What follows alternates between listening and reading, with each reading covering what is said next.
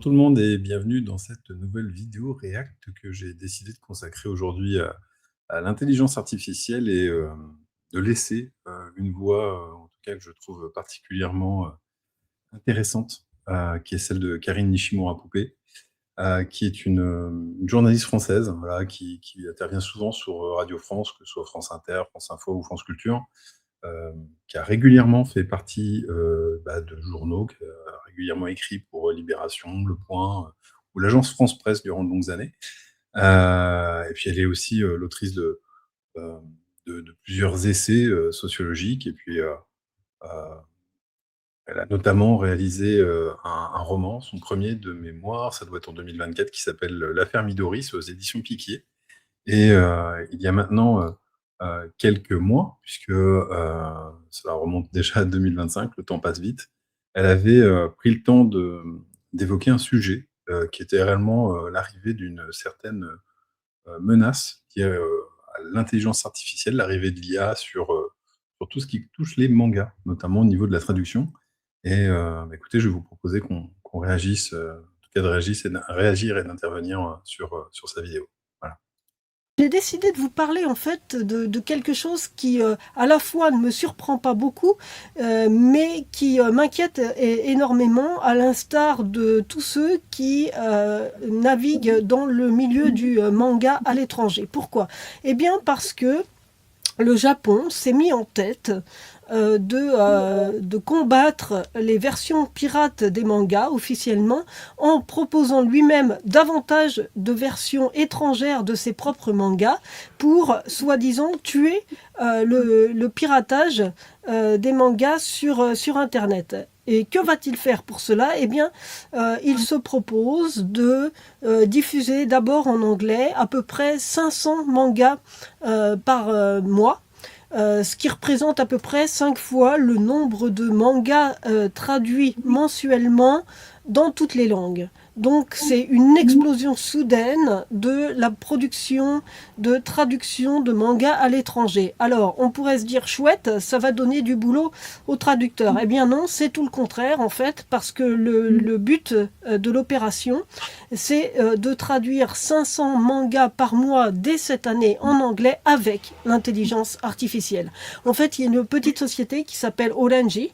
Ça s'écrit Orange, mais ça se prononce Oranji en japonais. Cette petite société, qui est une start-up qui date de 2021, eh bien, a soi-disant développé un outil d'intelligence artificielle adapté au manga, qui est capable de traduire et adapter les mangas. Donc pas simplement de traduire les bulles, mais aussi de prendre en charge les onomatopées, la reconstruction éventuellement des bulles, et voir peut-être même les retouches sur le dessin quand une bulle est moins large, plus large en français mais moins haute, etc. Et que on doit positionner le texte à l'intérieur. Bon, bref.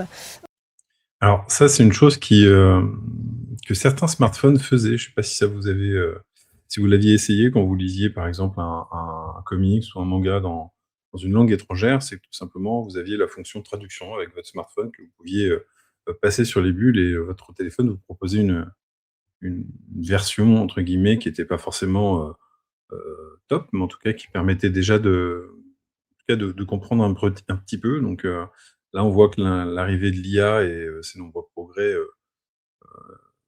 poussent, entre guillemets, plus fortement la donne. Donc Tout ce que tout le travail en fait d'adaptation qui est pour le moment réalisé à la fois avec des traducteurs qui interprètent, et à la fois avec des gens qui s'occupent de la mise en page, du lettrage, etc.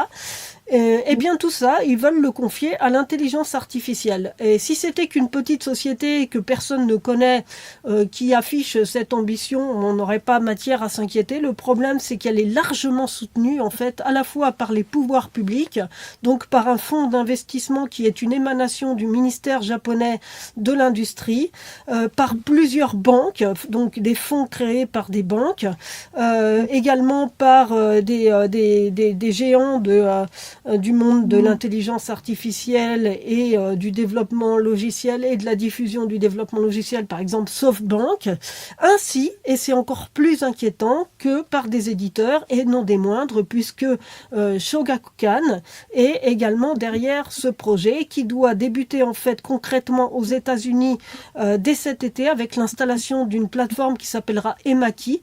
Et sur cette plateforme Emaki seront proposés 500 mangas par mois en anglais.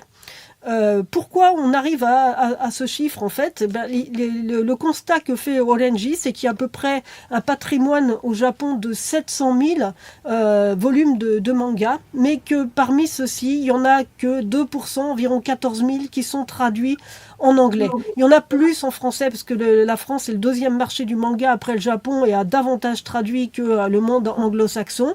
Mais dans tous les cas, l'objectif de la société Orenji est de proposer d'abord en anglais, et puis ensuite, elle ne s'en cache pas, dans d'autres langues.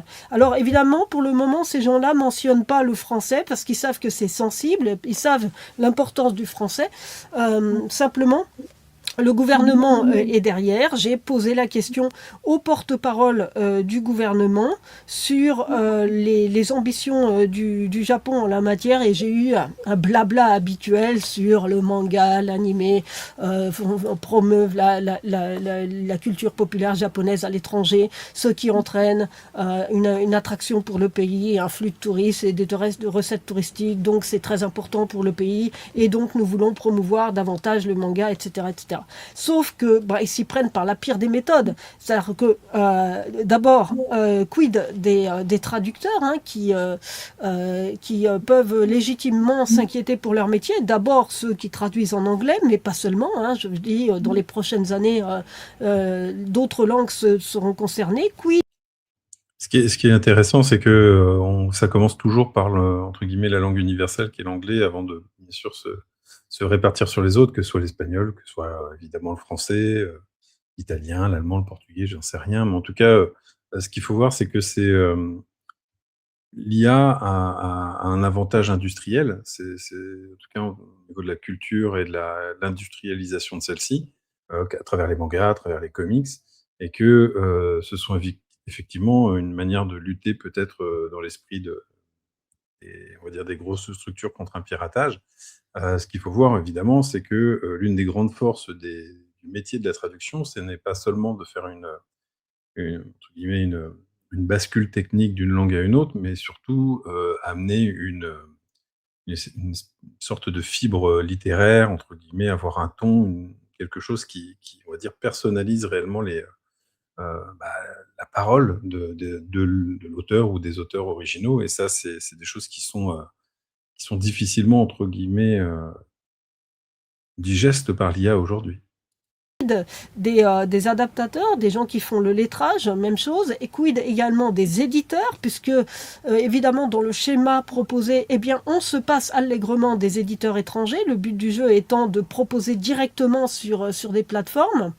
Et donc moi j'ai interrogé un responsable de Shogakukan en fait sur ce projet. Alors ils me disent que c'est à la fois une manière de d'étendre la présence du manga à l'étranger, particulièrement d'abord dans le domaine, d'abord aux États-Unis, dans les pays anglo-saxons, et ensuite c'est surtout pour eux, disent-ils, un moyen de combattre les versions pirates, en fait, officiellement, d'inonder le marché de versions officielles pour éviter les versions pirates, pour venir concurrencer les versions pirates.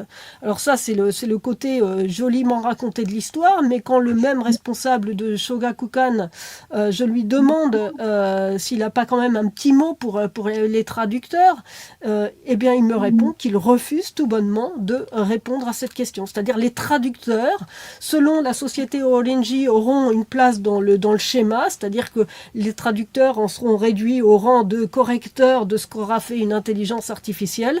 Je vois pas beaucoup l'intérêt pour eux de s'échiner à apprendre pendant 10 ans la langue japonaise et de s'entraîner à traduire des mangas, un travail extrêmement difficile, pour ensuite être réduit au rang de correcteur de ce qu'aura fait une intelligence artificielle. D'une part, et puis d'autre part, il y a encore des gens aujourd'hui qui apprennent le japonais dans le but d'être traducteurs de manga.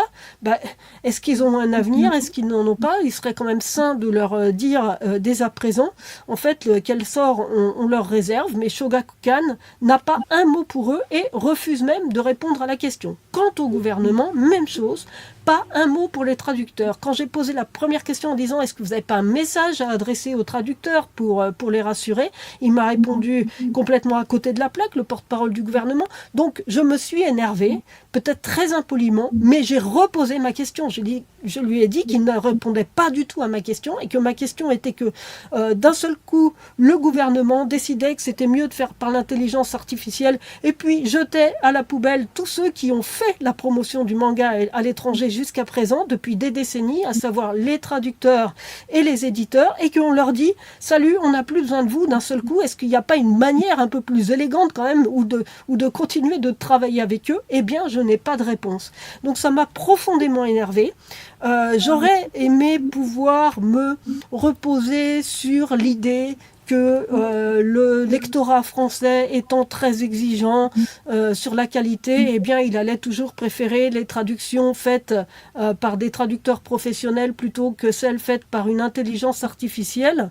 J'ai peur que ce soit un petit peu trop optimiste d'une part, non pas que les lecteurs soient prêts à gober et avaler n'importe quoi, mais parce que tout simplement, en fait, si les éditeurs japonais considèrent qu'ils peuvent se passer des éditeurs étrangers et donc ne plus leur céder les droits d'adaptation et de traduction pour l'étranger, eh bien la manne va s'arrêter d'elle-même. En plus, au tout début, en fait, quand le manga est arrivé à l'étranger, il faut savoir que ce sont les éditeurs étrangers qui sont venus implorer les Japonais de leur céder des droits pour éditer en langue étrangère leur manga ailleurs qu'au Japon, que les éditeurs japonais à l'époque étaient vraiment pas très enthousiasmés à cette idée.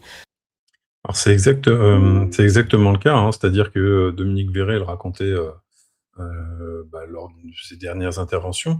À l'origine, les éditeurs japonais ne pensaient même pas que les publications qu'ils faisaient dans l'archipel nippon pouvaient fonctionner en dehors de leur pays. Et ça a été vraiment pour eux une grande surprise de voir qu'un marché s'est développé et qu'une culture finalement s'est répandue un peu partout en France, puis dans le monde. Donc toute cette partie-là est très juste. Considérant d'une part que ça allait sans doute pas marcher, puis d'autre part leur marché intérieur leur suffisait largement. Maintenant, ils ont compris que leur marché intérieur ne suffira plus dans les prochaines années et décennies. Tout simplement parce que le marché à l'origine manga japonais se faisait beaucoup sur les